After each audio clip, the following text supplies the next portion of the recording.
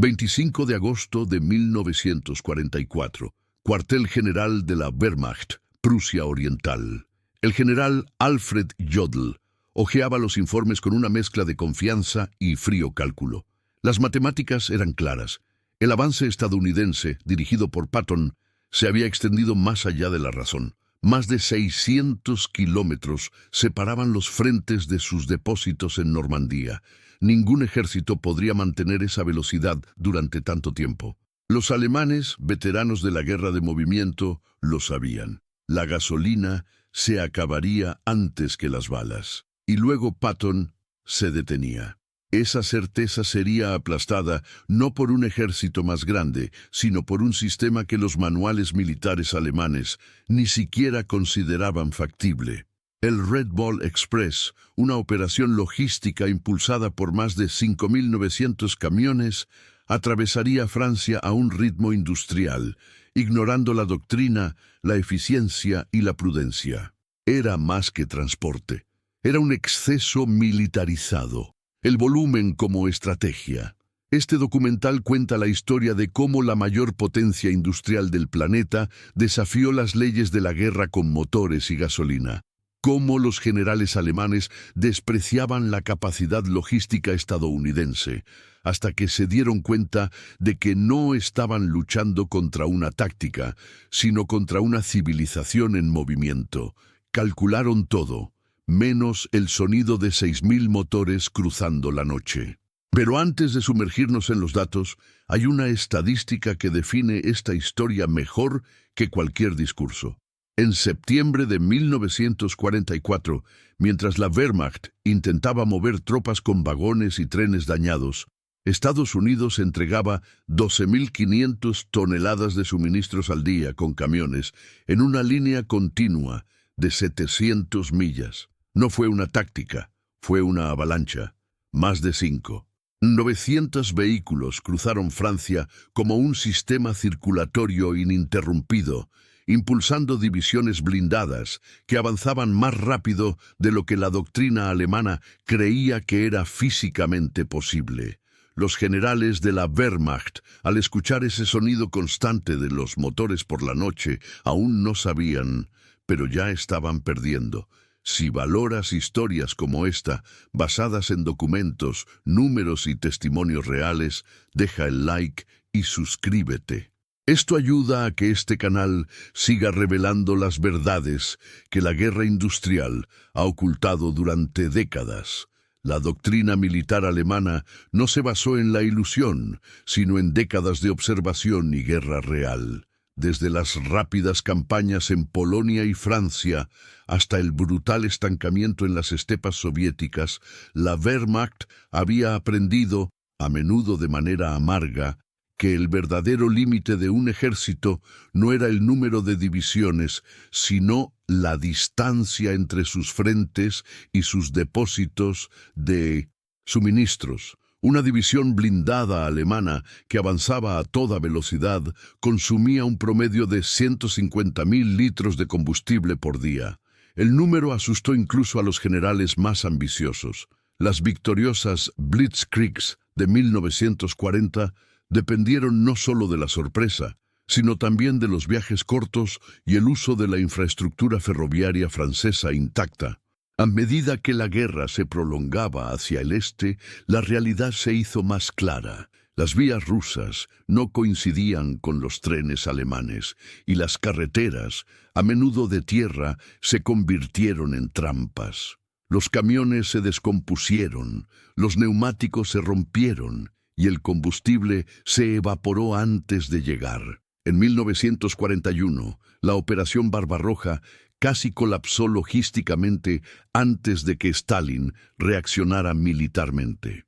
La doctrina del Oberkommando des Heeres fue reformulada no para expandirse, sino para contener. Cualquier ofensiva tenía que considerar los límites físicos del suministro antes del empuje táctico.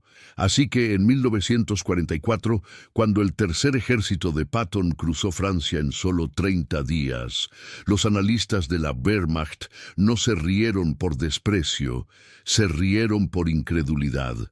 Estaban viendo la repetición de sus propios errores, ahora cometidos por un ejército aún más dependiente de las máquinas. Para los alemanes, Patton estaba corriendo directamente hacia la bancarrota logística, y tenían razón, hasta cierto punto. La doctrina alemana se basaba en la conservación. Cada unidad de combustible se calculó rigurosamente. Un tanque Tiger, símbolo del poder de la Panzerwaffe, necesitaba 7 litros por kilómetro. Por esta razón, la armadura alemana se usaba con moderación, preferiblemente en emboscadas, posiciones defensivas o movimientos cortos.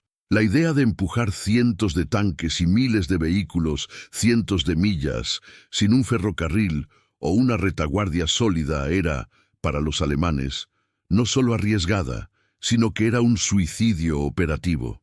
Estaban seguros de que a fines de agosto Patton estaría estacionario, sus tanques secos, sus convoyes desorganizados y sus tropas vulnerables al contraataque.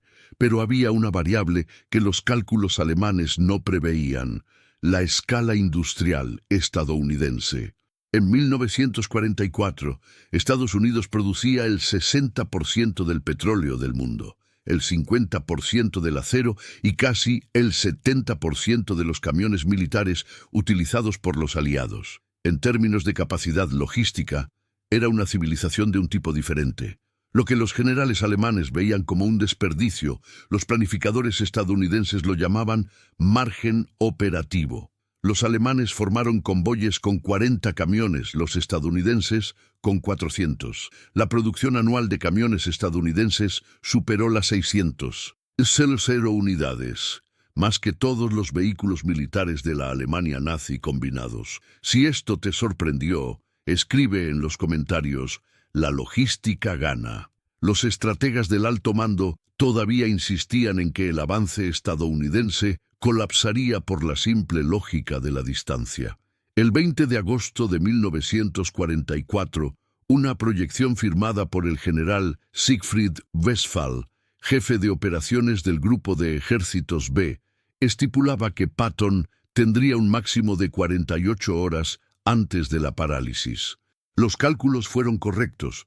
Simplemente ignoraron el hecho de que, ya en ese momento, miles de camiones estaban en camino, cargados de combustible, con conductores capacitados, operando durante 20 horas al día.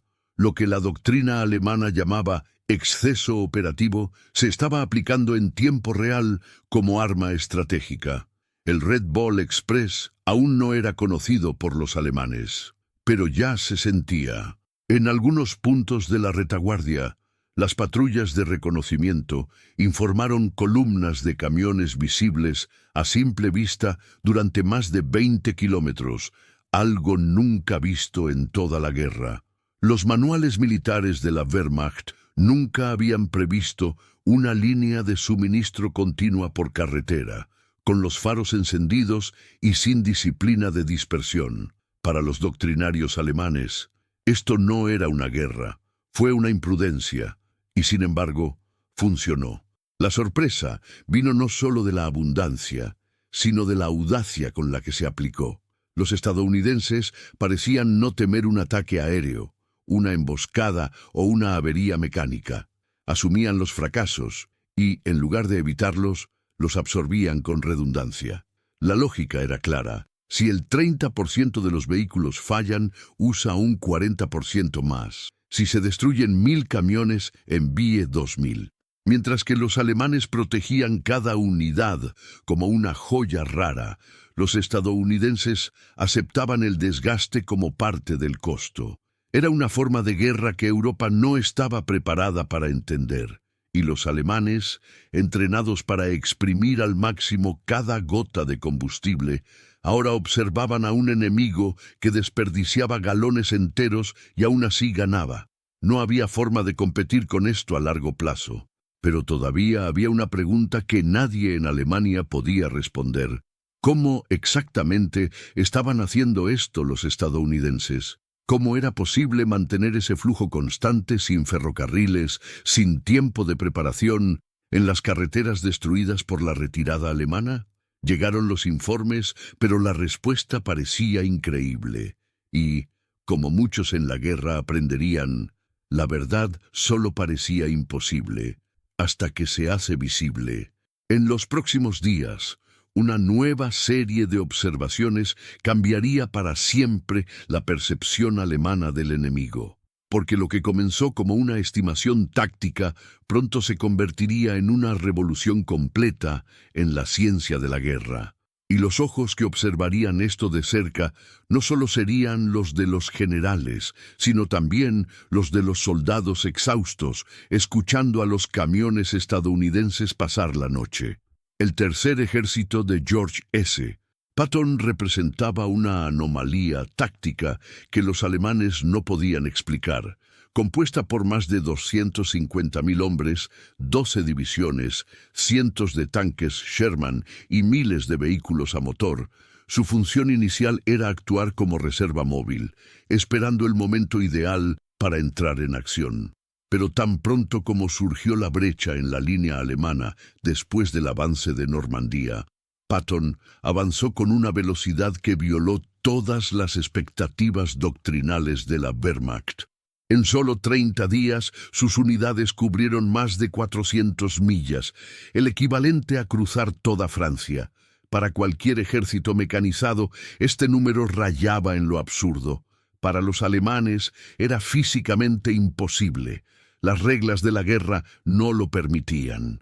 Cada tanque Sherman consumía alrededor de 1 litro de combustible cada 800 metros en la carretera, incluso menos en campo abierto. Una división blindada necesitaba 1.000 toneladas de suministros por día. Las matemáticas estaban en contra de los estadounidenses. La distancia desde sus frentes hasta los puertos de Normandía ya era de más de 600 kilómetros. Las vías aún estaban dañadas, los depósitos escasos y el número de puentes intactos era limitado. Según los informes de inteligencia alemanes, el tercer ejército debería haberse detenido hace días, pero no se detuvo, y ese era el problema. Las unidades alemanas que intentaban organizar contraataques en el centro de Francia comenzaron a informar algo inquietante. Los estadounidenses simplemente estaban en todas partes, mientras las fuerzas del eje intentaban reagruparse al norte del Sena. Patton ya se estaba moviendo hacia el este, amenazando con rodear regiones enteras antes de que los alemanes entendieran el nuevo mapa táctico.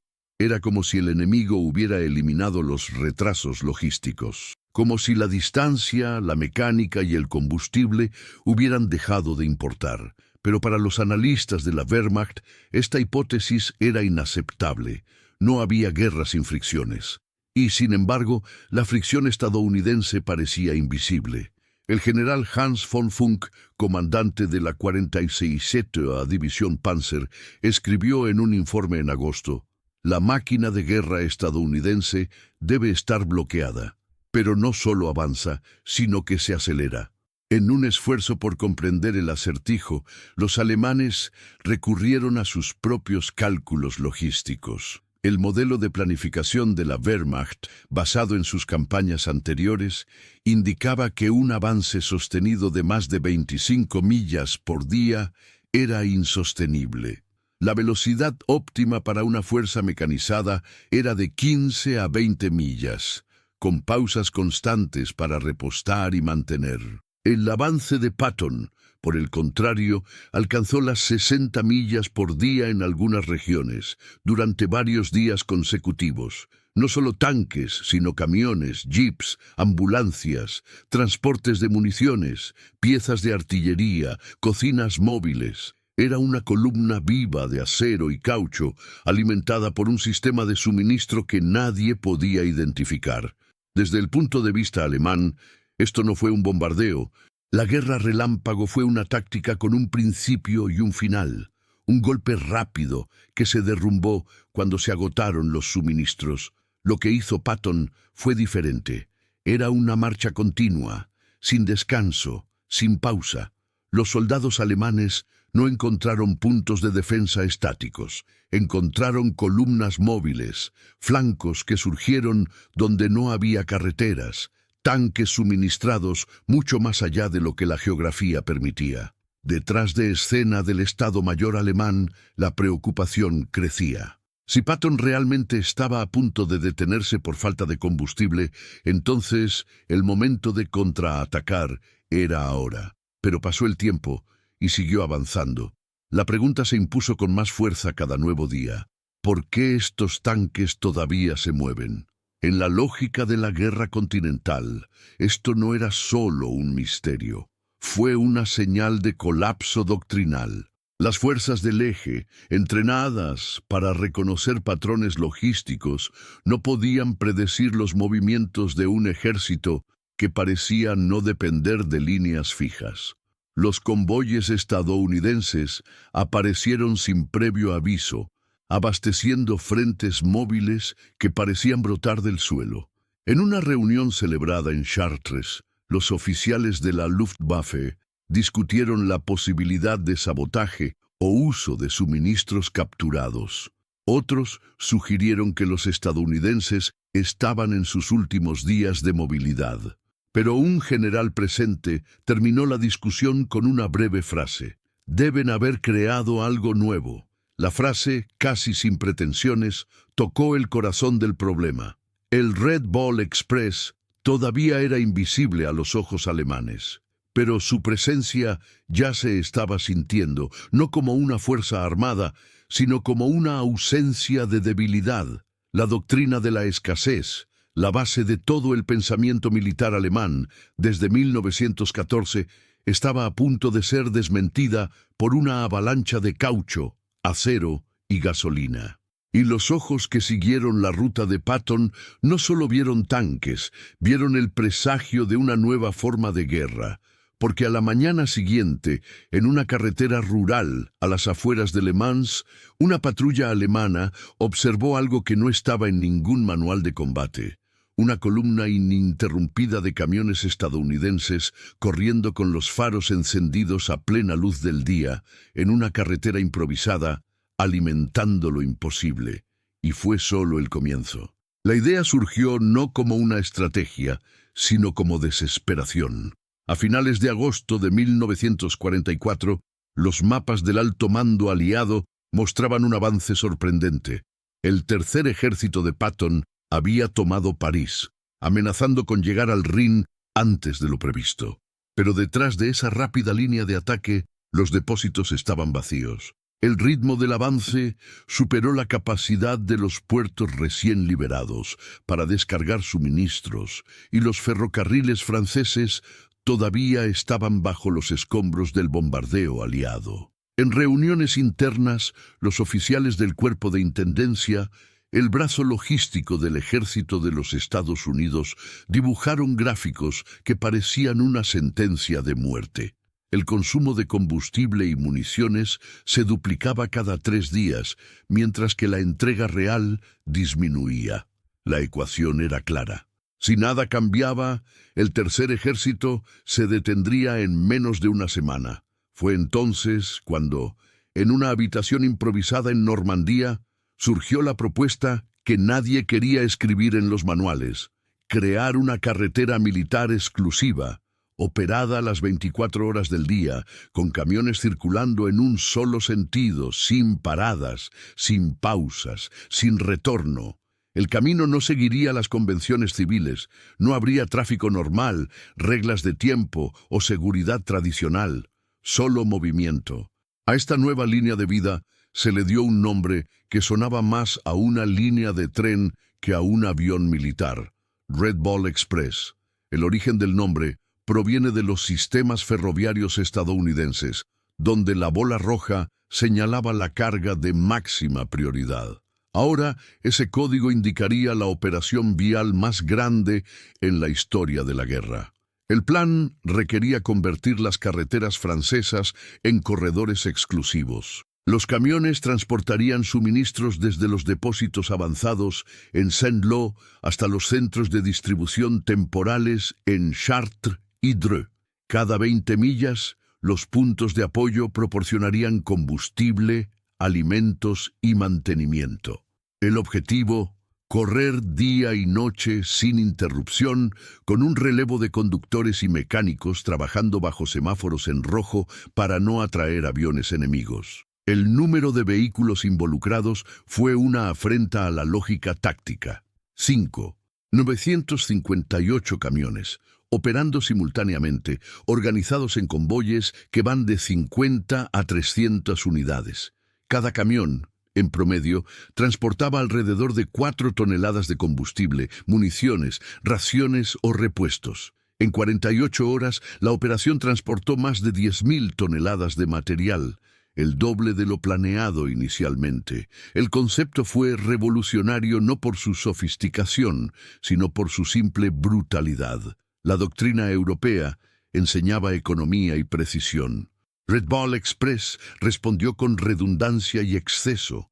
Cuando un vehículo se descompuso, otro tomó su lugar. Cuando se derrumbó un puente, se abrió un desvío a través de un pueblo destruido. La prioridad era el flujo constante. Fue una guerra de volumen, y el volumen se convirtió en una estrategia. Mientras los alemanes se apoyaban en las redes ferroviarias destruidas y el combustible racionado, los estadounidenses convirtieron las carreteras en venas palpitantes de una ofensiva que ya no podía detenerse. El Red Bull Express no solo cumplió, sino que mantuvo viva la guerra, y se creó en menos de una semana. El coronel Loren Albert Ayers, uno de los principales responsables del diseño del sistema, declaró en una entrevista después de la guerra: «No tuvimos tiempo para debatir doctrina. Era hacerlo caminar o ver a Patton detenerse». La operación comenzó oficialmente el 25 de agosto de 1944. En su apogeo, cubría más de 700 millas por día en una carretera improvisada, manteniendo un suministro constante para 3 ejércitos simultáneamente. Los trenes corrían a un promedio de 25 millas por hora, con pocas paradas. Los conductores condujeron en turnos de hasta 20 horas. Los que dormían al volante eran reemplazados en movimiento. Los funcionarios informaron que el sonido de los motores nunca cesó, ni siquiera durante los bombardeos. Era una coreografía caótica, pero funcional. Para los planificadores alemanes, el sistema era impensable. La logística estadounidense había roto con la lógica del equilibrio. No buscaba la perfección, buscaba el impulso. Y en ese impulso estaba el terror silencioso que se acercaba a las líneas alemanas. En menos de 2 semanas, el Red Bull Express entregaría más de 100 toneladas de suministros. Esto equivale a toda la producción de camiones de la Alemania nazi en 1944, multiplicada y enviada en tiempo real al frente. Lo que comenzó como una solución vial se ha convertido en un fenómeno logístico. Y los alemanes todavía no sabían su nombre, simplemente sintieron la creciente presión del avance enemigo.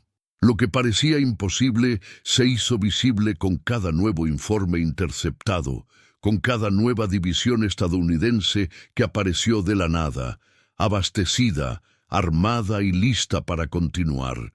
Pero aún le faltaba un elemento clave para convertir el Red Bull Express en leyenda. La máquina que lo haría viable. El camión que la industria estadounidense produjo en cientos de miles de unidades y que por sí solo llevó la guerra a sus espaldas. Porque antes de comprender el impacto de la operación, es necesario comprender el vehículo que lo hizo posible. Y no era un tanque, era un camión de 2,5 toneladas, llamado CCKW. Y su historia comienza ahora. El vehículo más importante de la guerra moderna no era un tanque, ni un avión a reacción, ni siquiera un portaaviones. Era un camión. E irónicamente, los alemanes lo vieron muchas veces, pero nunca lo tomaron en serio. Oficialmente llamado GMC CCKV-21 2 toneladas, era conocido por los soldados como el Duque y Medio, en referencia a su capacidad de carga, 2,5 toneladas. A primera vista parecía un camión militar más, pero lo que lo hizo extraordinario no fue su apariencia, sino su estandarización. Cada CCKW salió de la línea de ensamblaje con piezas intercambiables, una estructura modular, tracción en las 6 ruedas y un sistema de mantenimiento diseñado para trabajar en el campo. Mientras que los vehículos alemanes requerían talleres completos y piezas específicas del modelo, el CCKW podía repararse en la carretera con herramientas simples y un stock común de componentes. General Motors produjo más de 500.000 unidades en menos de 4 años. Ninguna otra nación en el conflicto se ha acercado a esta escala. Los alemanes, por otro lado, operaban con una flota compuesta por docenas de modelos diferentes, muchos heredados de fábricas civiles y sin estándar militar. Esto significaba que con cada nueva ofensiva, los convoyes alemanes transportaban no solo carga, sino también complejidad. El mantenimiento era lento, los motores incompatibles, los neumáticos escasos, y cuando los caminos desaparecieron, los estadounidenses avanzaron con toda su tracción, mientras que los alemanes se retiraron con caballos. En 1944, se estima que la Wehrmacht todavía utilizaba más de 70.000 caballos en funciones logísticas. La escena más común en los convoyes alemanes era el cruce entre un camión con una avería y un vagón improvisado que intentaba compensar el retraso. Los estadounidenses ya estaban aplicando los principios de la línea de montaje de Detroit directamente en suelo europeo. El Red Ball Express no funcionó porque los conductores eran mejores. Funcionó porque los vehículos habían sido diseñados para fallar poco y para ser reparados rápidamente. Cada CCKW corrió un promedio de 400 kilómetros por día y los conductores se turnaron en turnos que rayaban en el agotamiento. Los neumáticos, reforzados, fueron reemplazados en menos de 3 minutos. El sistema de frenado, adaptado para soportar el peso en pendientes y carreteras precarias, evitaba pérdidas de carga. Y quizás, lo más importante, el consumo de combustible era lo suficientemente eficiente como para que el propio camión llevara su carga y aún así mantuviera la autonomía para el regreso. Logísticamente, era el vehículo perfecto para una guerra móvil. La ironía de esta historia es que la solución estaba frente a ellos. Los alemanes interceptaron convoyes, capturaron camiones, desmantelaron vehículos dañados, pero nunca entendieron que estaban tratando con un arma de ingeniería a escala industrial. Para ellos, el verdadero poder estaba en el Panzer, en el Messerschmitt, en la precisión quirúrgica de sus divisiones. El CCKW, con su chasis de acero simple y su motor de 6 cilindros, parecía normal. Pero hizo lo que ningún Panzer pudo, mantuvo la guerra en movimiento. Si te gusta desentrañar estos hechos, muestra tu apoyo. Dale me gusta y suscríbete para que podamos ofrecerte contenido más detallado. En septiembre de 1944, mientras la Luftwaffe estaba casi aniquilada y los ferrocarriles alemanes eran destruidos noche tras noche, los CCKW funcionaban en doble fila, día y noche, transportando gasolina, municiones y alimentos al frente. Y los generales alemanes, sin saberlo, estaban a punto de enfrentarse no solo a los tanques estadounidenses, sino a una nueva realidad, que estaban luchando contra una industria sobre ruedas. En el próximo capítulo veremos cómo reaccionaron los oficiales de la Wehrmacht cuando se dieron cuenta de que, contrariamente a lo que creían, los estadounidenses no se detenían, sino que aceleraban, y con ellos la guerra. A finales de septiembre de 1944, las colinas al suroeste de Aquisgrán ofrecían un punto de vista privilegiado para los oficiales alemanes que aún intentaban comprender lo que estaba sucediendo en el frente occidental. Era el final de la tarde, y el silencio que precedió a la lucha parecía intacto, hasta que los primeros sonidos comenzaron a elevarse desde el valle.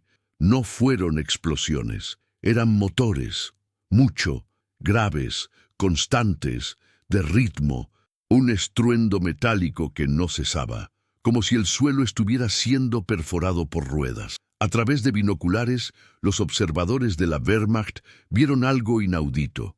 columnas de camiones estadounidenses, con los faros encendidos, conduciendo en doble fila por caminos improvisados, cruzando aldeas destruidas y campos embarrados a plena luz del atardecer, sin dispersión, sin camuflaje. Un convoy viviente que no parecía temer emboscadas ni bombardeos. Para cualquier oficial entrenado en la tradición prusiana, esto era una aberración. La doctrina logística alemana exigía secretos, horarios nocturnos, rutas alternativas y un estricto control del tráfico. Pero lo que vieron ahora era otra lógica. La fuerza del enemigo no estaba en su invisibilidad, sino en su audacia, en el sonido ininterrumpido de los motores y, sobre todo, en el hecho de que nunca se detuvieron. Los informes interceptados en las semanas siguientes comenzarían a registrar el fenómeno. Un documento firmado por el general Wolfgang Pickert describía líneas continuas de vehículos operando día y noche sin interrupciones, imposibles de romper con nuestras fuerzas restantes. Otro oficial de la 116ª División Panzer escribió: «Estamos presenciando un sistema de suministro que no entendemos. Los estadounidenses no luchan contra el tiempo, lo ignoran. Fue un choque de doctrinas. Alemania, entrenada para gestionar la escasez con precisión matemática, vio ante sí a un enemigo que abrazaba el desperdicio como arma. Por cada tren destruido aparecieron dos. Por cada puente saboteado se creó una ruta. El enemigo parecía tener recursos infinitos, pero lo que más desestabilizó a los comandantes alemanes fue la confianza con la que operaban los convoyes. Los faros encendidos por la noche, los motores a alta velocidad, las columnas funcionando en áreas expuestas como si la Luftwaffe ya no existiera. Todo esto indicaba no solo superioridad material, sino superioridad psicológica. La logística se había convertido en un arma de intimidación. En medio del caos de la retirada alemana, los camiones estadounidenses eran el único sonido organizado. Y ese sonido era ensordecedor. Ya no era una cuestión de estrategia, se trataba de presencia. En muchas áreas, el ruido del Red Bull Express precedió al avance de las divisiones blindadas. Los civiles franceses liberados sabían que los tanques vendrían cuando pasaran los camiones, y los soldados alemanes, al oír ese zumbido constante que crecía durante la noche, comprendieron lo que vendría después. Fue un nuevo tipo de bombardeo, no rápido, sino continuo, no silencioso, sino constante, y a diferencia de la mujer alemana, no terminó cuando se acabó el combustible, comenzó allí. Los intentos de detener el flujo fallaron repetidamente. Las unidades de sabotaje, lanzadas detrás de las líneas estadounidenses, apenas podían encontrar rutas fijas. El sistema era demasiado flexible. Las carreteras cambiaban semanalmente. Los puntos de soporte, móviles. La doctrina alemana de destrucción de infraestructura no pudo seguir el ritmo de la velocidad a la que los ingenieros aliados reconstruyeron puentes y rediseñaron caminos. Cada día parecía traer una nueva configuración de tráfico, y cada intento de intercepción se vio frustrado por un simple hecho: había demasiados camiones para detener. En una reunión de emergencia el 3 de octubre, el Generaloberst Gerd von Rundstedt comentó con visible frustración: «Creíamos que estábamos luchando contra un ejército. Estamos luchando contra una fábrica». La frase, anotada en los diarios de guerra por al menos 2 oficiales, resumió el giro simbólico del conflicto. La guerra ya no era entre generales y tanques, fue entre sistemas.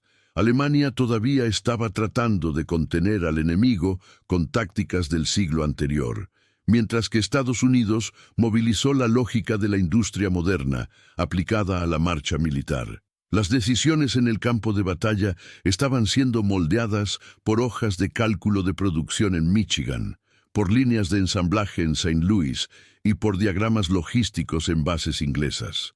Para los oficiales de la Wehrmacht, la percepción era sofocante. Se habían preparado para el combate directo, pero el enemigo los estaba derrotando con fluidez. El Red Ball Express no solo sostuvo el avance aliado, aplastó la doctrina alemana con estadísticas y cilindros, y los trenes, que antes parecían meros auxiliares, ahora eran los mensajeros de una nueva realidad. Quien controla la entrega, controla el destino. Pero si los oficiales de alto rango temblaban ante los informes, los soldados comunes vivían la experiencia aún más crudamente. Porque cuando el rugido de los motores resonaba en las laderas por la noche, no era solo una amenaza logística, era el anuncio de que el frente estadounidense estaba en movimiento, y en muchos casos, la única respuesta era huir. En el próximo capítulo, veremos cómo este sonido ininterrumpido obligó a los propios estrategas alemanes a revisar sus creencias más fundamentales, y cómo, ante lo imposible, algunos comenzaron a admitir en silencio que habían perdido mucho antes de que se disparara el primer disparo. A medida que los generales dibujaban mapas y los convoyes avanzaban por Francia, había una fuerza invisible que sostenía la maquinaria de guerra estadounidense, y tenía color. Alrededor del 75% de los conductores que operaban el Red Ball Express eran afroamericanos, reclutados en un ejército segregado que los mantenía al margen de las líneas del frente, pero que, irónicamente, les confió la misión más crítica de la campaña europea: mantener en movimiento al tercer ejército de Patton. Estos hombres no llevaban insignias de mando, ni aparecían en los anuncios de victoria, pero estaban allí, todas las noches, cruzando caminos minados, conduciendo durante 20 horas seguidas, sin descanso, bajo la lluvia, el barro y el riesgo constante de emboscadas. Se les llamaba tripulantes del infierno de goma, y no era una exageración. Operando vehículos con cargas inflamables, en convoyes que rara vez disminuían la velocidad, se enfrentaron al fuego enemigo y a las averías mecánicas con una frialdad que la historia casi ha borrado.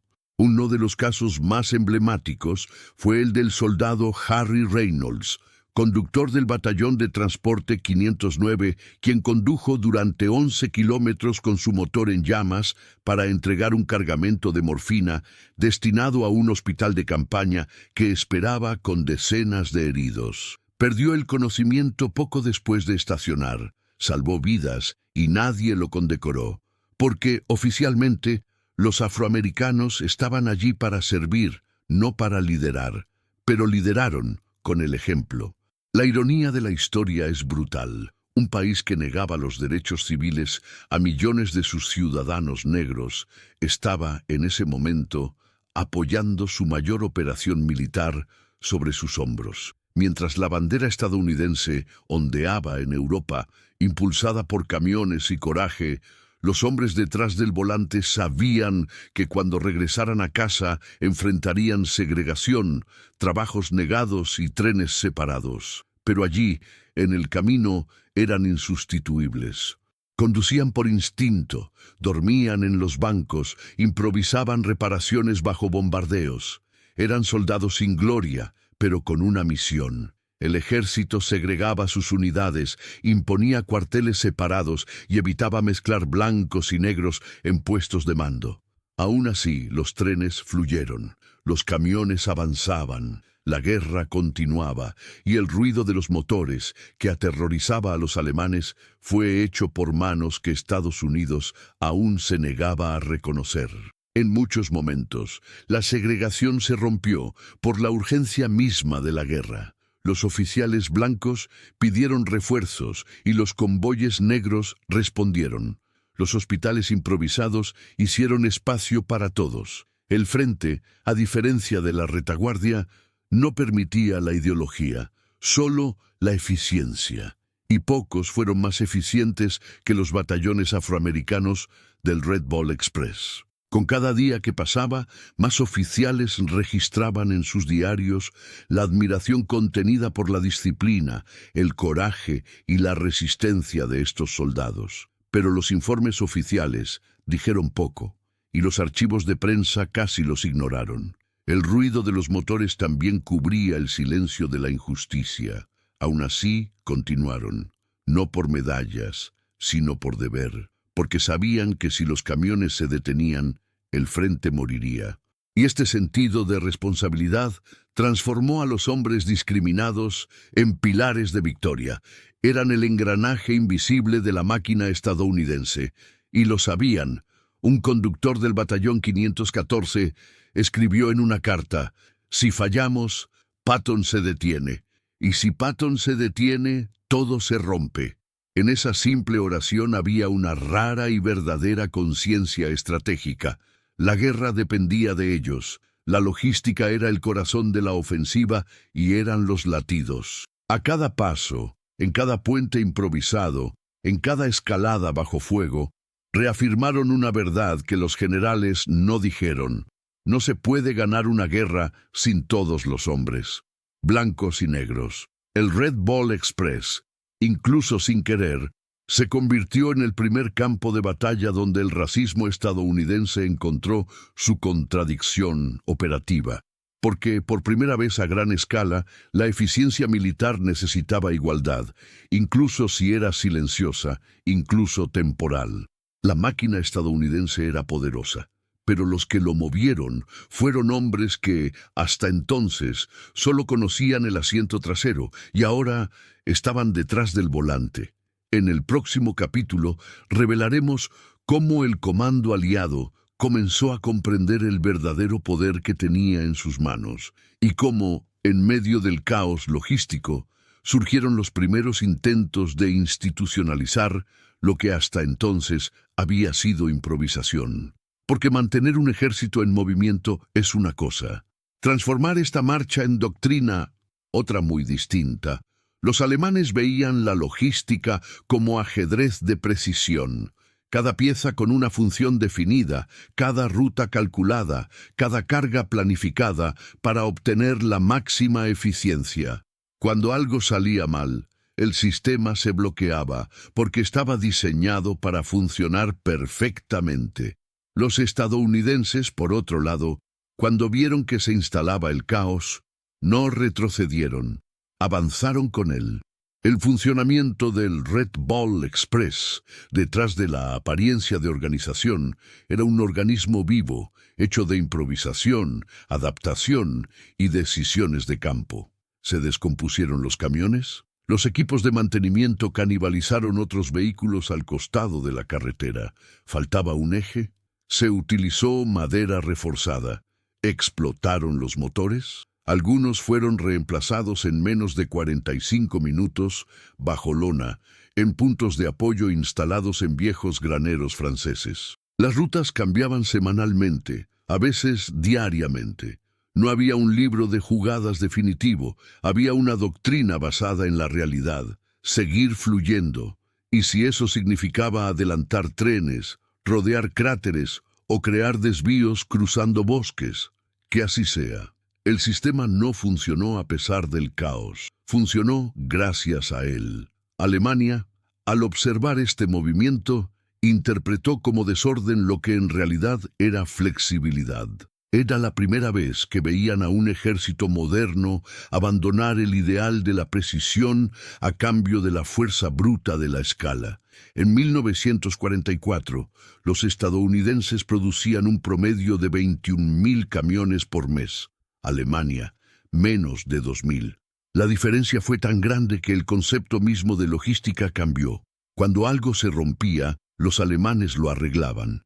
Cuando los estadounidenses perdieron un vehículo, enviaron 3, no por desperdicio, sino por doctrina. La guerra, para ellos, era un juego de reemplazo, no de preservación. Pausa rápida. Si esta diferencia en la producción entre Estados Unidos y Alemania te sorprendió, deja un comentario a continuación con una palabra: poder absoluto, increíble o datos impactantes. Veamos cuántos también se vieron afectados. En el campo, esta filosofía se materializó en escenas que rayaban en lo absurdo.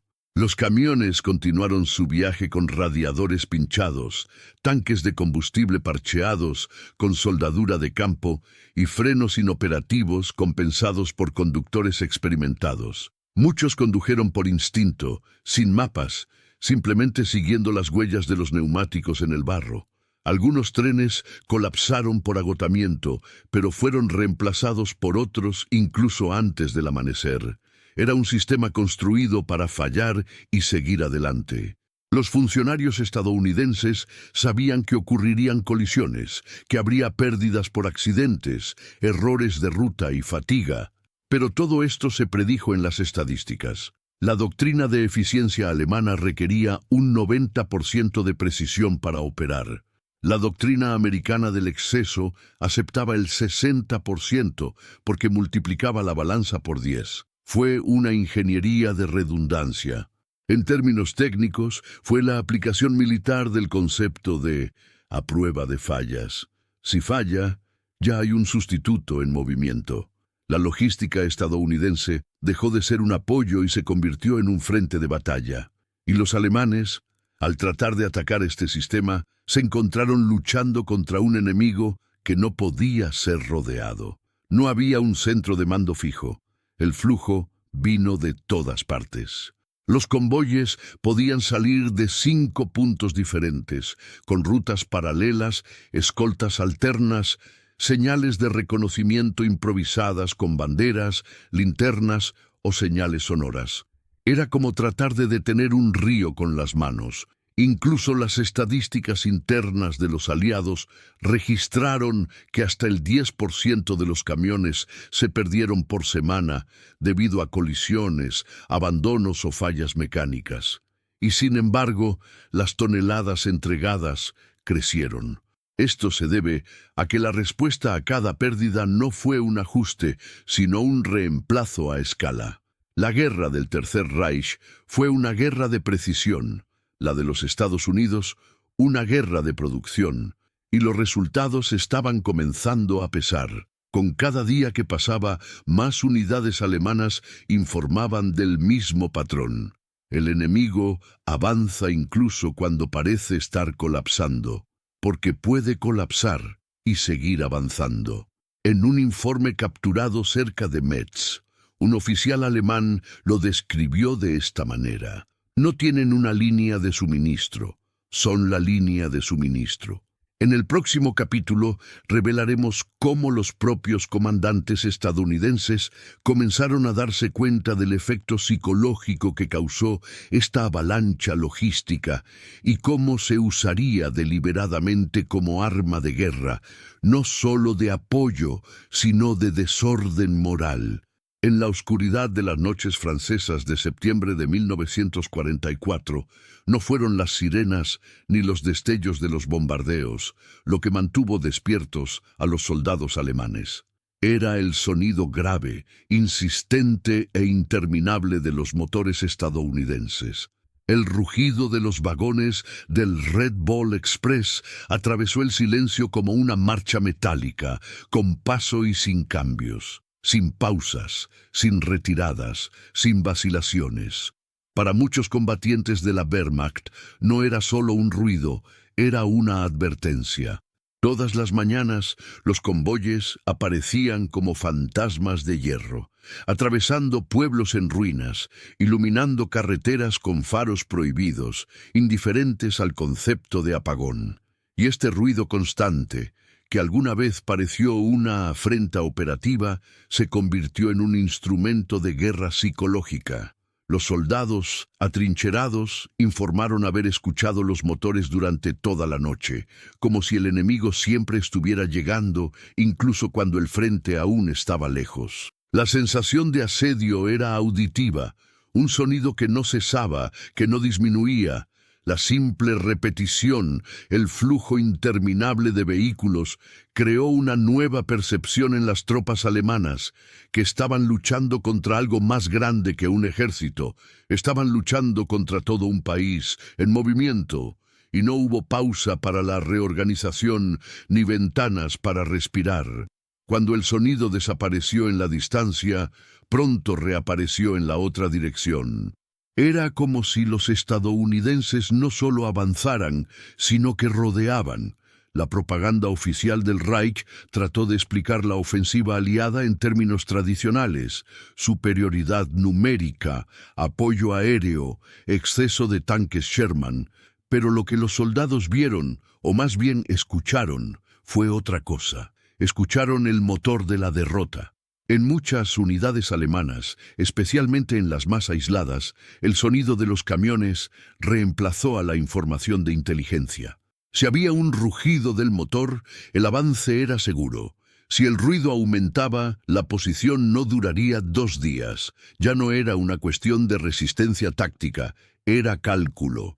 Varios camiones implicaban toneladas, y toneladas significaban municiones, gasolina, alimentos y refuerzos. Las matemáticas estadounidenses venían empaquetadas en motores de 6 cilindros y cajas de cambios que cambiaban bajo el peso de la carga. Incluso sin avistar los tanques de Patton, los soldados alemanes sabían que vendrían, porque los camiones fueron lo primero. El frente ya no era una línea, se convirtió en una ola, y el Red Ball Express era el surf. Las cuentas aliadas también registraron este fenómeno. Los oficiales estadounidenses, mientras capturaban posiciones enemigas abandonadas apresuradamente, encontraron radios aún encendidas, documentos sobre la mesa y trincheras recién cavadas. La conclusión era siempre la misma.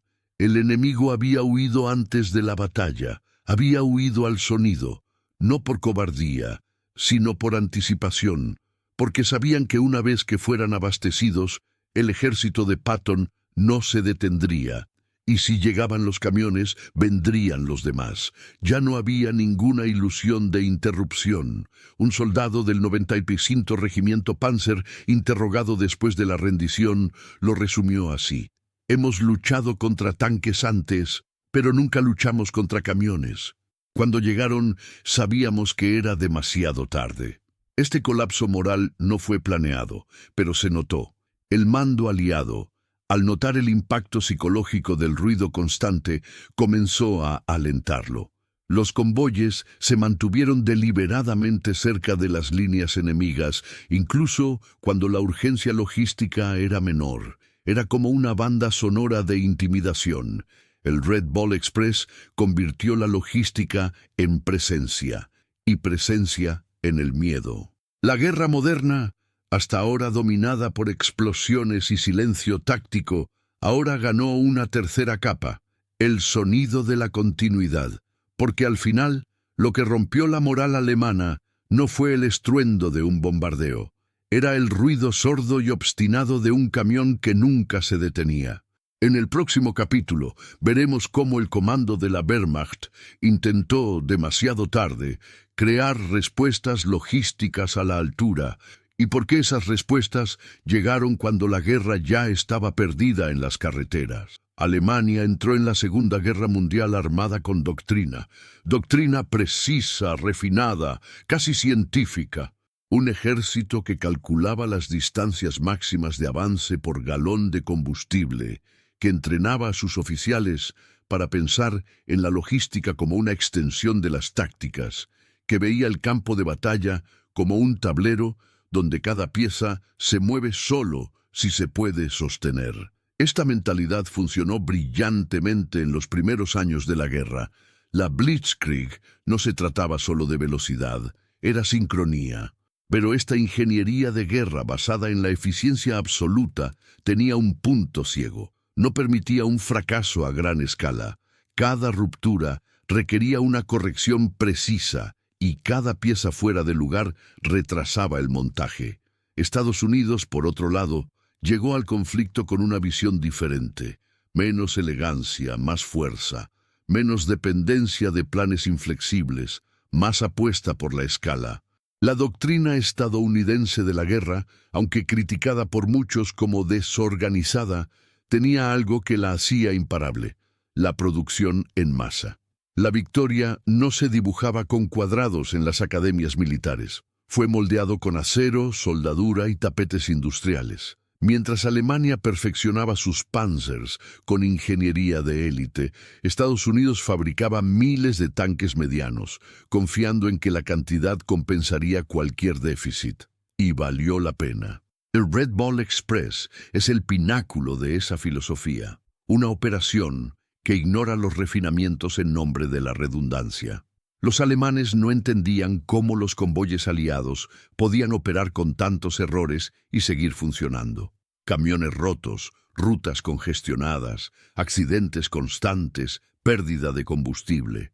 Todo esto para ellos significaba la bancarrota logística, pero para los estadounidenses era parte del plan. Porque el plan era tener tanto, correr tanto, reemplazar tan rápido, que los errores desaparecieran en las estadísticas. Esa era la esencia de la superioridad estadounidense, permitir el fracaso y, sin embargo, ganar. Detrás de escena del Red Ball Express, los mecánicos trabajaron en turnos continuos, los ingenieros crearon puentes móviles con estructuras estandarizadas y los oficiales reconfiguraron los mapas de tráfico militar cada 48 horas. Era un caos administrado, un sistema que crecía a medida que fallaba, porque su lógica se basaba en el volumen, no en el control. El contraste filosófico se hizo visible en todos los niveles. Mientras Alemania organizaba convoyes con precisión milimétrica, Estados Unidos liberaba cientos de camiones por hora, confiando en la densidad para garantizar la entrega. Mientras que los alemanes priorizaban el mantenimiento preventivo, los estadounidenses priorizaban el reemplazo y la eliminación. Por cada camión que se detuvo, se activaron 3 nuevos. La línea de suministro no era una línea, era un río. La guerra entre estas dos formas de pensar llegó a un punto crítico cuando los informes alemanes comenzaron a admitir, con sorpresa, que la principal amenaza ya no era aérea o blindada, sino logística. Un documento del Oberkommando der Wehrmacht, fechado en octubre de 1944, decía: el enemigo opera con una filosofía de producción que hace que nuestras estimaciones sean obsoletas. Sus recursos reemplazan su doctrina, y de hecho, la doctrina estadounidense era la fábrica. Mientras Berlín trató de racionalizar las pérdidas con reorganizaciones, Detroit respondió con lotes de 10.000 motores más. Cuando un depósito aliado fue alcanzado, ya se estaba erigiendo otro. El campo de batalla dejó de ser un duelo de maniobras y se convirtió en una disputa entre líneas de montaje. Para los alemanes, este cambio era inaceptable, porque ella negó todo lo que habían aprendido. Era como si la guerra moderna le hubiera dado la espalda a la ingeniería de élite y hubiera abrazado el poder de los números. El Red Ball Express simbolizaba esto. No había nada elegante en sus columnas de camiones cubiertos de polvo, moviéndose en filas desorganizadas, operando en caminos llenos de baches con letreros improvisados. Pero había una belleza brutal en su efectividad. Llegaron, cumplieron, volvió y volvieron de nuevo. Un conductor del 503º Batallón dijo en una entrevista años después: no ganamos medallas por puntualidad, pero nunca faltaron cosas para llevar. Esta simple frase resume la lógica estadounidense. No se trataba de perfección, se trataba de permanencia. El Red Ball Express no fue solo una operación logística, era la encarnación de la creencia estadounidense de que la abundancia gana, y ganó, porque al final los números siempre hablan más fuerte que los manuales. Y los números de Estados Unidos en el otoño de 1944 apenas comenzaban a mostrar toda su fuerza. En el próximo capítulo veremos cómo esta fuerza fue más allá de la logística y comenzó a dar forma incluso a la doctrina táctica en el campo, transformando la forma en que los propios aliados veían el concepto de guerra en movimiento. Cuando el Red Ball Express comenzó a prestar servicio en agosto de 1944, el comando aliado esperaba, en el mejor de los casos, mantener un avance gradual a través de las llanuras del norte de Francia. La doctrina alemana predijo que cualquier fuerza mecanizada, a medida que se alejaba más de 150 millas de su base de suministro, inevitablemente perdería ritmo. Y, de hecho, los propios aliados lo creían, hasta que los camiones comenzaron a romper esta lógica. En menos de 30 días, Patton había superado las 400 millas, empujando al tercer ejército a través de ciudades, campos minados, puentes destruidos y escasa resistencia. Lo que parecía un error de cálculo se ha convertido en una nueva doctrina. Si la línea de suministro es móvil, el avance puede ser constante. Este cambio filosófico convirtió al Red Ball Express en algo más que una operación de abastecimiento de combustible. Se ha convertido en una extensión del frente. Cada tren que llegaba era un empujón logístico. Un batallón que recibía municiones a tiempo podía mantener su ofensiva. Un tanque reabastecido de combustible en la carretera se convirtió nuevamente en una amenaza. Un pelotón alimentado mantuvo la línea. El efecto dominó comenzó con los motores y terminó en victorias. La liberación de París, por ejemplo, no fue acelerada por la caballería blindada, sino por la mera presencia del flujo. El 2. O regimiento blindado francés, apoyado por columnas de suministro estadounidenses, cruzó el Sena con un margen de autonomía sin precedentes. En lugar de esperar a los depósitos avanzados, los tanques recibían combustible en la carretera. Lo que habría sido un error fatal para la doctrina de la Wehrmacht, operar sin una base fija, se convirtió en una ventaja táctica para los estadounidenses. Metz, una fortaleza medieval convertida en fortaleza moderna, resistió durante semanas. Pero la resistencia colapsó cuando los estadounidenses demostraron que podían mantener el asedio indefinidamente. Incluso bajo la lluvia y el fuego, las líneas de suministro fluían. La artillería no cesó. Las divisiones no se retiraron para repostar.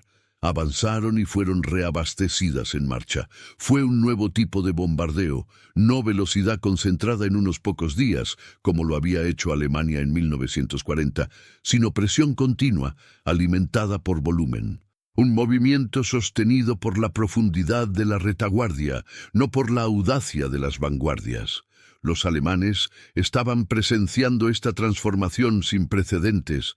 Sus mapas, que alguna vez se usaron para calcular líneas defensivas, ahora solo servían para estimar cuándo llegaría el enemigo. Y la respuesta siempre fue la misma, antes de lo esperado. El avance aliado cruzó 700 millas en semanas, una distancia que, según la doctrina europea, requeriría meses. El Red Ball Express ya no era una operación, era el nuevo ritmo de la guerra. Para el alto mando alemán, esto era inaceptable, porque negaba siglos de teoría. La guerra dejó de ser el dominio de la estrategia refinada y se convirtió en el campo de la logística cruda. Y en este nuevo escenario, Estados Unidos no solo participó, sino que dominó. Con cada día que pasaba, se flanqueaban más fortificaciones, más ciudades liberadas antes de lo previsto, más batallas ganadas por agotamiento del enemigo. Y la mecha era siempre la misma, una columna de camiones que aparecían en el horizonte entregando el combustible que empujaba la victoria. En el próximo capítulo, veremos cómo esta cadena de suministro viviente comenzó a superar incluso las propias capacidades de mando de los aliados, y cómo el éxito del Red Ball Express creó un nuevo dilema. ¿Qué hacer cuando el avance es más rápido que los propios planes? En el otoño de 1944, lo que quedaba del alto mando alemán vio avanzar a los estadounidenses con una mezcla de incredulidad, desesperación y resignación. No fue solo el número de divisiones aliadas lo que creció. Fue la velocidad con la que se reposicionaron, la consistencia con la que se les suministró, la forma en que parecían no conocer el concepto de límite operativo. Para hombres como Gerd von Rundstedt y Walter Model, veteranos de campañas meticulosamente calculadas, la guerra se estaba convirtiendo en algo que no podían controlar o entender. Los informes de inteligencia, cada vez más frecuentes, trajeron términos que antes eran impensables. Flujo continuo de suministro, repostaje en movimiento, movilidad logística ininterrumpida. El lenguaje reveló el abismo que se abrió entre la doctrina alemana y la nueva realidad. En una reunión documentada en el cuartel general del oeste, Rundstedt, al revisar los movimientos del tercer ejército de Patton, preguntó: ¿no deberían haberse detenido? La respuesta del oficial de logística fue silenciosa. Solo un gráfico más, con los suministros estimados entregados por los convoyes Red Ball Express en la última semana, más de 80.000 toneladas. Esa cifra resonó como una frase. Por cada tonelada de suministros entregados por la Wehrmacht en el mismo periodo, los estadounidenses entregaron 12. El número hablaba por sí mismo. Pausa rápida. ¿Te impresiona esta absurda diferencia? Si es así, comenta a continuación con una frase como poder absoluto, datos impactantes o increíble. Veamos cuántos aquí también se sorprendieron. Heinz Guderian, el padre de Blitzkrieg, también reaccionó con una creciente incomodidad. En privado, reconoció que los estadounidenses habían hecho lo impensable: transformar la retaguardia en vanguardia. No solo mantienen el ritmo, dijo en un informe interno, sino que aumentan con el tiempo. Fue el colapso de la lógica prusiana. La guerra moderna, que hasta entonces había requerido pausas, logística escalonada, distintas fases, había sido atropellada por una nueva doctrina, repleta de motores y alimentada por un combustible interminable. Y con ese colapso vino un pánico sutil. Los oficiales que anteriormente habían discutido las líneas defensivas ahora pidieron combustible. Las tropas que esperaban refuerzos ahora pedían camiones. El concepto mismo de prioridad se invirtió. Quien tuviera una línea de suministro sobreviviría. Los que no lo tenían se rindieron.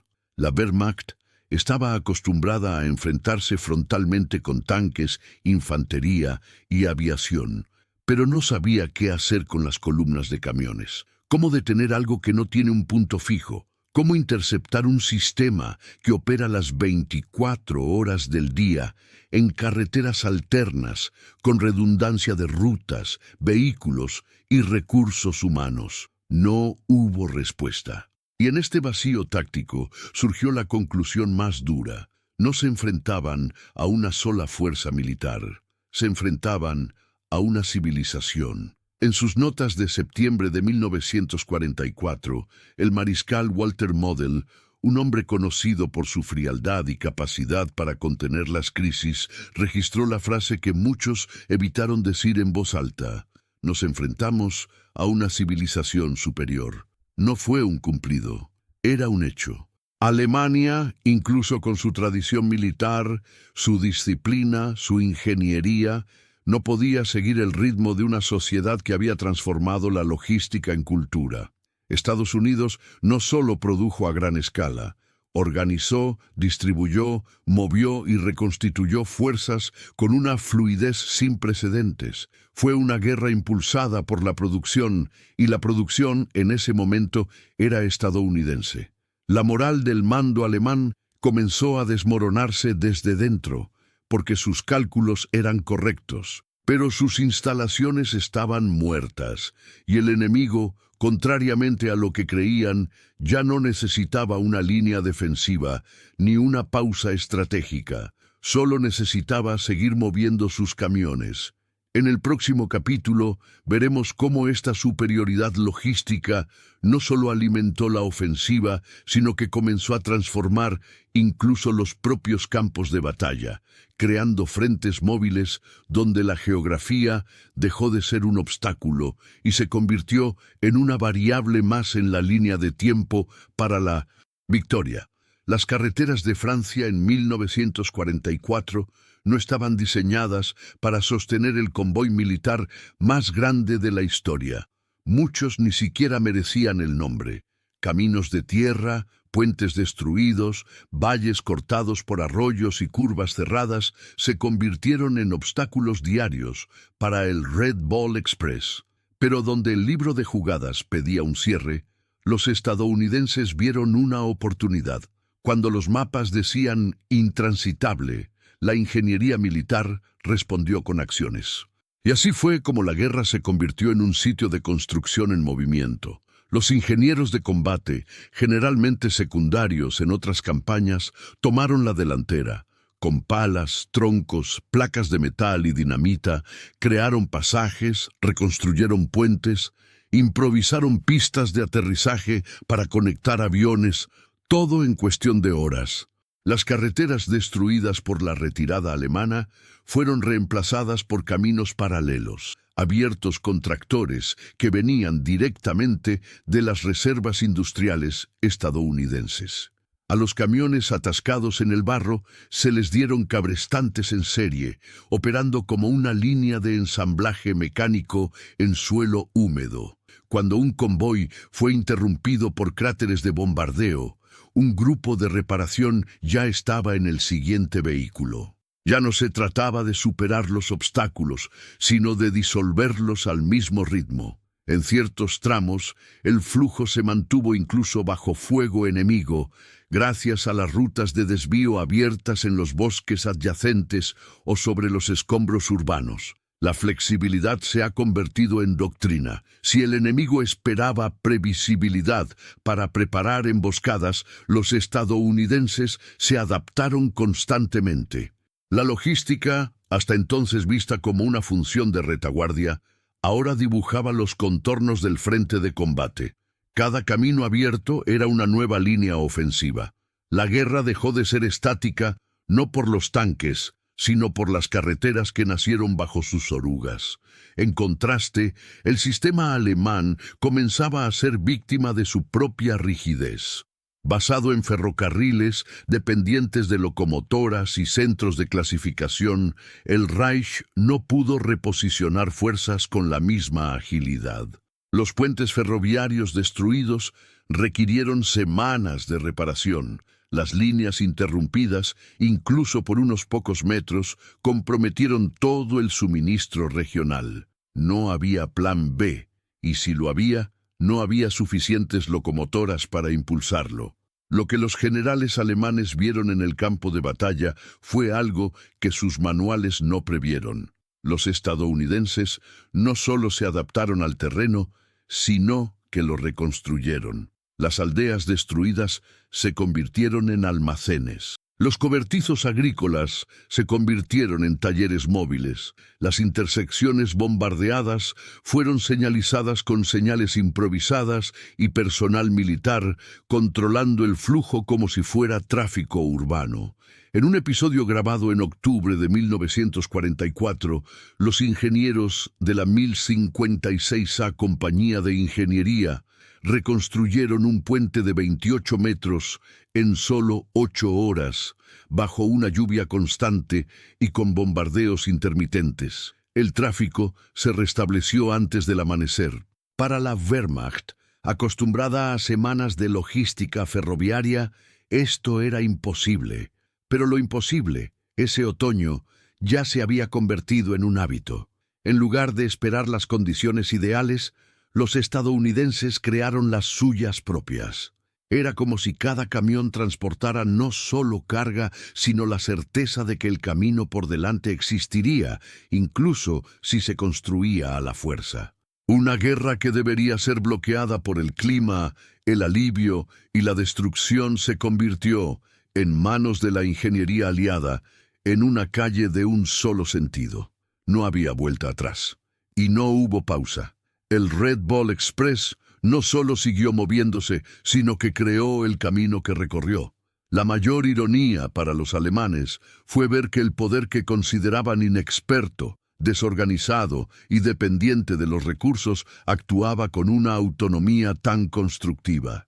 El país que habían considerado demasiado joven para comprender las sutilezas de la guerra continental ahora estaba construyendo, En días, una infraestructura que rivalizaba con las obras planeadas durante décadas. Fue una guerra de hierro contra arcilla, y el hierro ganó. En el próximo capítulo veremos cómo la fuerza de esta ingeniería en marcha llegó a transformar la línea del frente en sí, permitiendo que unidades enteras se reconfiguraran, movieran y abastecieran como si el campo de batalla fuera una extensión de las fábricas de Detroit, cuando los neumáticos de los camiones ya no eran suficientes para mantener el ritmo de la guerra.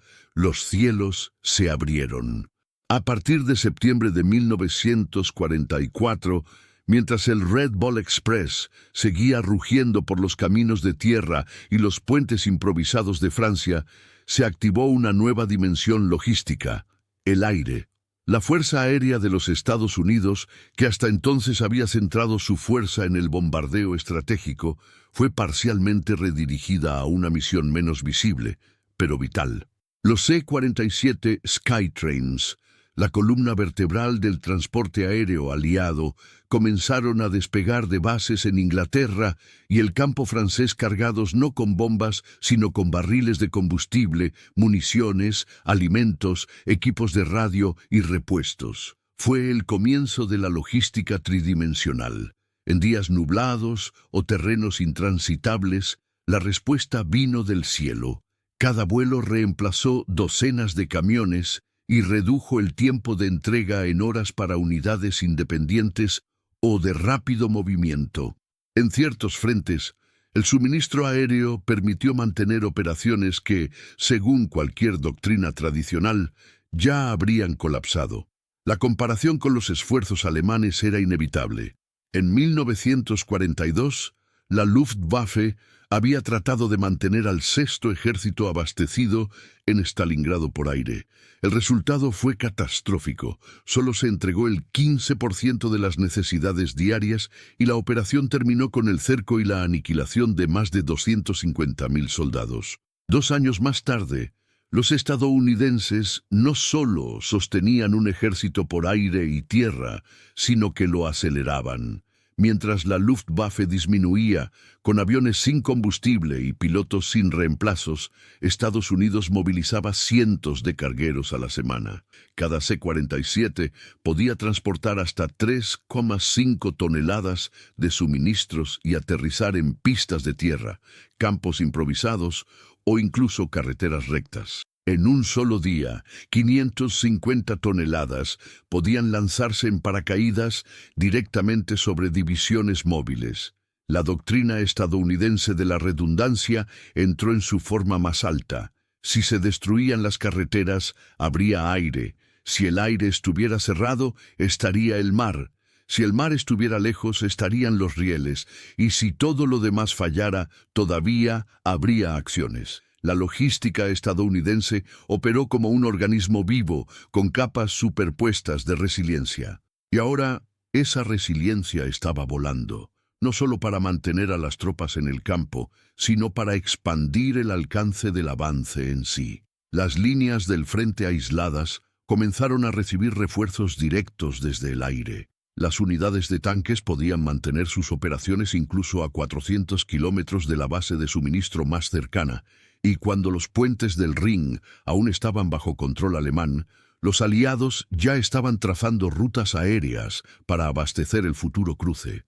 Era la anticipación como doctrina. La aviación de transporte, a menudo relegada a notas a pie de página en los libros de historia, se convirtió en el vínculo invisible entre la producción industrial y la victoria táctica. Y a diferencia de la rigidez alemana, que se basaba en rieles vulnerables y distancias cortas, los estadounidenses literalmente podían volar sobre el problema.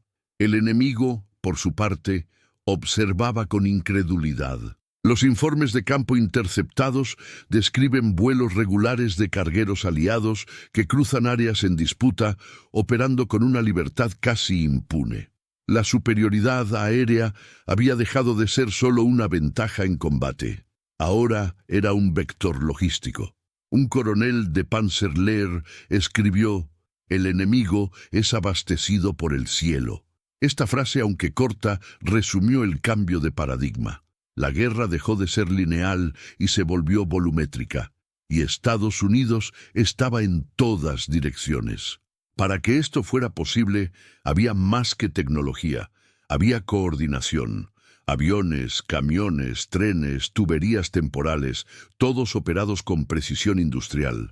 En 1944, el ejército de los Estados Unidos mantenía más de 30.000 vehículos logísticos en operación simultánea en el frente occidental. Y entre bastidores, las fábricas continuaron produciendo motores, chasis, neumáticos y repuestos a un ritmo que ni siquiera el frente podía consumir. Estados Unidos estaba ganando porque no dejaría de producir, y ahora no dejó de volar. En el próximo capítulo, veremos cómo esta infraestructura pura permitió algo aún más sorprendente: alimentar un cruce fronterizo antes de que sucediera, anticipando la guerra como si fuera solo una ecuación que se resolverá con toneladas. En medio del ruido constante de los motores, entre el olor a aceite quemado y caucho derretido, el Red Ball Express se convirtió en algo más grande que una operación militar. Lo que había comenzado como una emergencia logística, una solución temporal a un problema táctico, se ha convertido en un símbolo. Todos los camiones que cruzaban Francia no solo transportaban suministros, llevaba un mensaje: que la guerra, contrariamente a lo que predicaban los teóricos alemanes, no era solo una ecuación de desgaste, sino una prueba moral. Una civilización dispuesta a mover 6.000 camiones día y noche durante semanas seguidas para mantener a los soldados abastecidos, demostró más que fuerza industrial. Demostró fe. Fe en el esfuerzo colectivo, fe en la repetición, fe en la abundancia como virtud. La eficiencia alemana, con sus cálculos precisos y su horror al despilfarro, comenzó a parecer fría, solitaria, desconectada de la realidad fluida de la guerra. Los estadounidenses, por otro lado, al aceptar el caos y el exceso como parte del plan, revelaron una lógica más profunda. Ese volumen, cuando se sostiene con un propósito, se convierte en valor moral. No se trataba de entregar todo a la perfección, se trataba de cumplir siempre. Los camiones se descompusieron, las rutas se perdieron, los conductores se quedaron dormidos al volante, y sin embargo el sistema funcionó, porque hubo reservas, sustituciones, improvisaciones. El desperdicio no era un fracaso, era un margen de seguridad. El error no fue el final, fue parte del camino.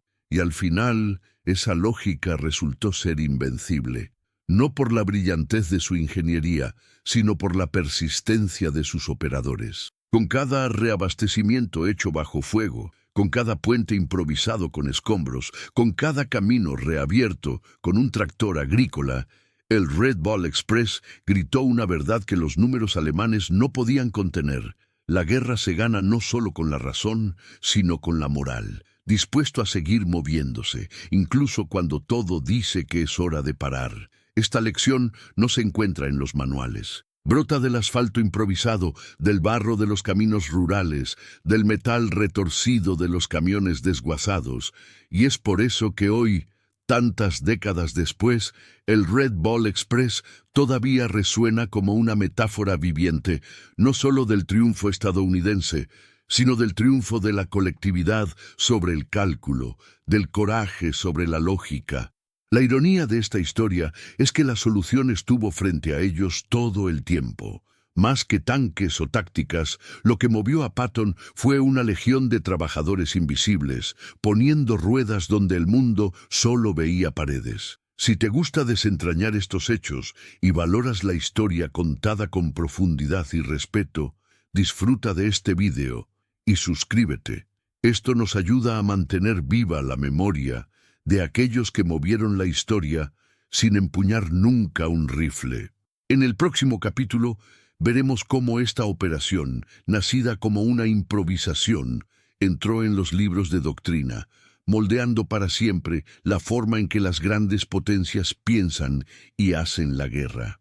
En los interrogatorios realizados después de la caída de Metz en noviembre de 1944, los oficiales alemanes que anteriormente se habían hecho eco de la confianza en su doctrina comenzaron a exhibir algo raro en los anales de la guerra: el silencio. No un silencio de negación, sino de comprensión tardía. El coronel Kurt Brenner, oficial de logística de la 11ª División Panzer, fue contundente. Militarizaron su industria. Nunca podríamos. La frase cayó como una confesión. El mismo oficial que meses antes había afirmado que los estadounidenses no sabían cómo mantener una ofensiva, ahora reconocía que se habían enfrentado a algo más que un ejército. Se habían enfrentado a un sistema. El Red Ball Express no solo había alimentado la guerra, había redimensionado el campo de batalla, rompiendo con la lógica tradicional de lo que era posible sostener en combate.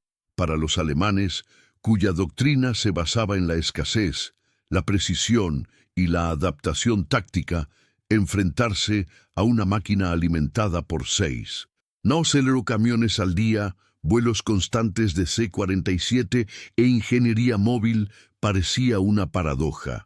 Cómo luchar contra un enemigo que nunca necesitaba detenerse para respirar. El mayor Dietrich Rausch, capturado en las Ardenas, declaró que no había cuellos de botella visibles. Cuando esperábamos encontrar fallas logísticas, encontramos más combustible. La Wehrmacht, un maestro en la identificación de fallas en los sistemas enemigos, ahora no sabía dónde golpear. Lo que parecían ineficiencias, redundancia, esfuerzos superpuestos, excedentes de existencias, resultó ser un blindaje operativo. Donde los alemanes buscaban la eficiencia absoluta, los estadounidenses crearon una tolerancia al error. El Red Ball Express sobrevivió no a pesar de sus defectos, sino debido a su escala. Cuando 200 camiones se averiaron, otros 5.000 continuaron su viaje. El cambio de paradigma fue tan profundo que los informes internos alemanes comenzaron a describir la logística estadounidense no como efectiva, sino como orgánica. Fue la industrialización elevada a su forma viva, y para aquellos que crecieron dentro de la ingeniería metódica prusiana no había respuesta a este modelo. Un teniente de artillería, prisionero en Bélgica, lo resumió con amargura. Pensábamos que estábamos luchando contra soldados, estábamos luchando contra las fábricas. La doctrina alemana, basada en campañas de desgaste y retirada estratégica, se estaba derrumbando ideológicamente, porque no había forma de retirarse de un enemigo que avanzaba a través de todos los vectores: suelo, aire, talleres móviles, oleoductos temporales, ingeniería de campo. Cada avance estadounidense fue sostenido por toneladas, por redundancia y por una fe absoluta en la capacidad de reponer el mañana antes de que llegara. Y esa fe estaba respaldada por algo que Alemania, rodeada de bombardeos y aislada por mar, ya no poseía: capacidad industrial continua. El sonido de los motores Red Ball Express, que alguna vez provocó risas, ahora se recordaba como el sonido de la inevitabilidad. Un comandante de la 5ª División de Granaderos Panzer, al ser capturado cerca de Nancy, confió que su tropa había pasado 3 noches escuchando los convoyes aliados sin interrupción. Era como si no hubiera fin. Cada camión que pasaba era una sentencia. La logística transformada en avalancha dejó de ser una herramienta de guerra. Se convirtió en la guerra misma. Y en el corazón de este cambio estaba la lección que los alemanes eran más reacios a aceptar: que la fuerza militar de una nación radica no solo en su doctrina o valentía, sino en su capacidad para mantener las luces encendidas, los motores en marcha y los suministros fluyendo.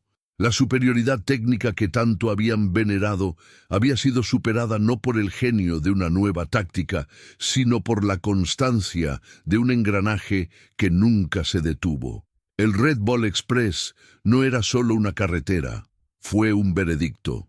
Y para la élite militar alemana, lo que quedaba no era el combate, sino el reconocimiento. En el próximo capítulo, veremos cómo este reconocimiento no se limitó a los campos de prisioneros, sino que cruzó océanos y décadas, dando forma a los tratados y manuales militares de posguerra que hasta el día de hoy no estudian cómo ganar batallas, sino cómo mantener las victorias. Cuando los motores del Red Ball Express se silenciaron y los últimos convoyes desaparecieron en el horizonte de la Francia liberada, muchos creyeron que esta fuerza monumental había cumplido su misión y había terminado su historia. Pero estaban equivocados. Esas miles de toneladas movidas diariamente no solo sostuvieron un avance militar, sino que sostuvieron los cimientos silenciosos de una nueva era. Los conductores que cruzaron Europa bajo una tensión constante, conduciendo durante 20 horas, a menudo sin mapas, con neumáticos desgastados y rifles en el regazo, regresaron a casa transformados. Muchos de ellos, en su mayoría afroamericanos, relegados a batallones segregados, trajeron consigo más que recuerdos de guerra, trajeron conocimiento, experiencia de mantenimiento en campo, dominio de rutas, improvisación bajo presión y, sobre todo, la certeza de que sabían mover lo imposible. No pasó mucho tiempo para que cientos de estos veteranos iniciaran pequeñas empresas de transporte, talleres de reparación de automóviles y cooperativas de carreteras en los años siguientes. En ciudades como Chicago, Detroit, Nueva York y Atlanta, surgieron los primeros embriones de la moderna red logística civil estadounidense, muchos de ellos creados y operados por exconductores de Red Ball. Aquellos que habían sido excluidos de los pasillos de la victoria al regresar a un país todavía dividido por leyes raciales, ahora pavimentaban literalmente la columna vertebral del comercio interno. Conocían las carreteras, sabían cómo lidiar con la presión, estaban acostumbrados a llevar la responsabilidad en cada eje y no tenían miedo de las distancias. Lo que una vez fue una operación de guerra, ahora se convirtió en una estructura económica. El propio gobierno estadounidense, al darse cuenta de la eficiencia logística que había surgido de la guerra, creó instituciones civiles para estudiar y aplicar el modelo en tiempos de paz. Las universidades comenzaron a enseñar la logística como una ciencia, y muchas de las teorías que aún se utilizan hoy en día en las cadenas de suministro globales nacieron en los diagramas improvisados del Red Ball Express. El legado no era solo material, era doctrinal. La doctrina de la redundancia sobre la perfección, del volumen sobre el control, del esfuerzo humano sobre la simetría matemática. La guerra le había enseñado a Estados Unidos que el secreto no era solo ganar batallas, sino seguir avanzando a cualquier costo. Y esa lección ha sido absorbida por su economía, por su infraestructura, por sus sistemas de transporte interestatal. En 1956, el presidente Eisenhower, el mismo general que había autorizado la creación del Red Ball Express, firmó la construcción del sistema de carreteras interestatales de los Estados Unidos. Inspirado en parte por la logística de la guerra, este proyecto unió al país por más de 74,000 kilómetros de carreteras federales. Era el Red Ball Express, ahora pavimentado para la paz. Y mientras tanto, los viejos duques y medio, el GMC CCKW, recibieron una nueva vida en granjas, almacenes, servicios públicos e incluso en escuelas de mecánica. El camión de guerra se convirtió en una herramienta para la reconstrucción. Pero el legado más poderoso no se midió en millas o motores. Estaba en los corazones de los hombres que, incluso segregados por el uniforme, habían sido esenciales para la victoria. La guerra los reconoció antes que el país, y esto no se ha olvidado. Muchos de estos veteranos negros se han convertido en líderes comunitarios, empresarios y símbolos de la superación silenciosa. Sabían que, incluso sin estatuas, habían sostenido una victoria con sus propias manos. El Red Ball Express, que los generales alemanes nunca entendieron, siguió avanzando, ahora entre bastidores de un país que había aprendido del exceso, que había crecido de la movilidad, que prosperaba con el movimiento constante.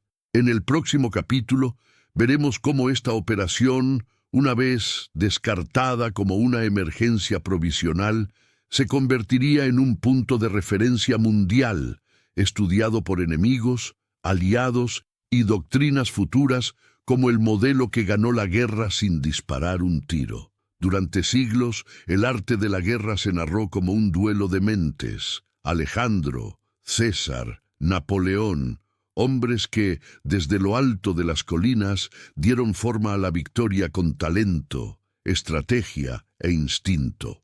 Pero en 1944, en los caminos sucios desde Normandía hasta el corazón de Francia, ese mito se hizo añicos. El Red Ball Express no ganó batallas con trucos brillantes o golpes de suerte. Ganó por consistencia, por repetición, por la fuerza de un engranaje que no dependía del genio individual, sino de la suma de miles de esfuerzos anónimos que operaban con una precisión brutal. La guerra ha dejado de ser un juego de ajedrez para convertirse en una cadena de montaje en movimiento. Por primera vez, la logística no solo apuntaló la estrategia, sino que la definió. Clausewitz, al afirmar que la guerra era la continuación de la política por otros medios, nunca podría haber previsto que estos medios serían suministrados por 12.000 toneladas diarias transportadas por civiles uniformados. El Red Ball Express reescribió el libro de jugadas. En lugar de confiar en la intuición de un general, la victoria ahora dependía de la eficiencia del suministro, la robustez de los talleres, la cantidad de llantas de repuesto disponibles cada 100 millas. Fue el nacimiento de la guerra industrial en su forma pura, y esta lección no se perdió en el período de posguerra. En Vietnam, mientras que los helicópteros abastecían posiciones avanzadas en selvas hostiles, la doctrina de movilidad logística aprendida en 1944 se aplicó sin fanfarria. En la Guerra del Golfo, décadas después, el mayor despliegue mecanizado desde la Segunda Guerra Mundial, con más de 500.000 soldados, solo fue posible porque el modelo estadounidense de integración logística había sido refinado, digitalizado y automatizado. Y en cada simulación, en cada ejercicio del Estado Mayor, se repetía con gravedad la frase: los aficionados hablan de táctica, los profesionales hablan de logística. Este mantra ya no era retórico, era doctrinario. La inteligencia militar en el siglo XXI ha llegado a considerar la cadena de suministro como un vector de combate. El enemigo moderno ya no necesitaba ser derrotado en el campo de batalla. Fue suficiente para interrumpir su combustible, sus datos, sus conexiones. Esa es la verdadera herencia de Red Ball Express. Convertir camiones en armas, mapas de reabastecimiento en estrategias, conductores en soldados invisibles. La logística ya no era el backstage de la guerra, sino que se convirtió en el escenario principal. Y con eso surgió una nueva ética. Ganar no se trataba solo de derrotar al enemigo, sino de mantener el sistema en funcionamiento cuando todo a su alrededor se derrumbó. Esta fue la victoria estadounidense, no una hazaña de velocidad o fuego, sino de resistencia industrial. Cada carretera improvisada, cada puente rehecho, cada turno de 16 horas al volante fue un engranaje en la máquina moral que redefinió el campo de batalla. La Segunda Guerra Mundial había comenzado con una guerra relámpago, movimiento rápido, ruptura, conmoción. Pero terminó con algo aún más abrumador. Un bombardeo de combustible, acero y suministros, respaldado por una doctrina que valoraba el suministro tanto como las balas. En el siguiente y último capítulo veremos cómo esta fuerza silenciosa dio forma no solo a la guerra, sino también a cómo la recordamos. Porque a veces La victoria más decisiva no proviene del sonido de los disparos, sino del rugido de un motor que nunca se detiene. En esa austera sala de Prusia Oriental, cuando los generales alemanes se reían de la logística estadounidense, el mundo aún no había escuchado el sonido proveniente del oeste. Meses después, ese mismo mundo sería cruzado por un ruido constante, metálico y profundo, el sonido de los camiones Red Ball Express atravesando la noche día tras día, como un reloj implacable. La Wehrmacht, que una vez se había enorgullecido de su precisión, su doctrina, sus matemáticas militares, ahora se derrumbó ante una realidad que no había previsto. El enemigo no era solo un ejército, sino una nación entera en marcha.